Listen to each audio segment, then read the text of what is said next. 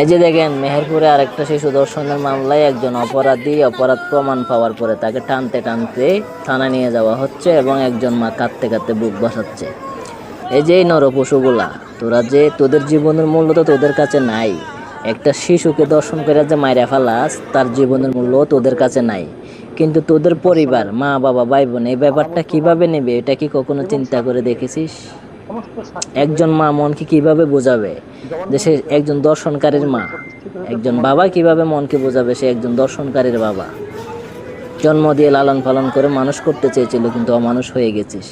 যদি ভাববে থাকিস যে আগের মতো বাংলাদেশের আইন বিচার আগের মতো থাকবে, অপরাধ কইরা বিচার করতে করতে 1 বছরের মধ্যে ফাঁকা ফুকা দিয়ে টাকা টোকা খাওয়াইয়া বাইর হয়ে যাইবা, এই চিন্তা আর করিও না। বর্তমানে বাংলাদেশে এমন একটা আইন হবে ইনশাল্লাহ, অপরাধী প্রমাণ হওয়ার পরে 10 দিনের মধ্যে বিচার কার্যকর হয়ে যাবে ইনশাল্লাহ। দেশের আইনজীবীদের আপনাদের দৃষ্টি আকর্ষণ করতেছি, অপরাধী প্রমাণ হওয়ার পরে 1 বছর 2 মাস জেল দেওয়ার পরে সাজার পরে যায় মৃত্যুদণ্ড হবে, এই যে এগুলো বাদ দেন। এর মধ্যে কিন্তু অপরাধীরা টাকা টোকা খাওয়াইয়া ফাঁকা ফুকা দিয়ে বাইর হয়ে যায়, এগুলা বাদ। প্রমাণ পাইছেন, 10 দিনের মধ্যে কার্যকর, ফিনিশ। তাহলেই দর্শন ঠেকানো সম্ভব হবে, না হলে না।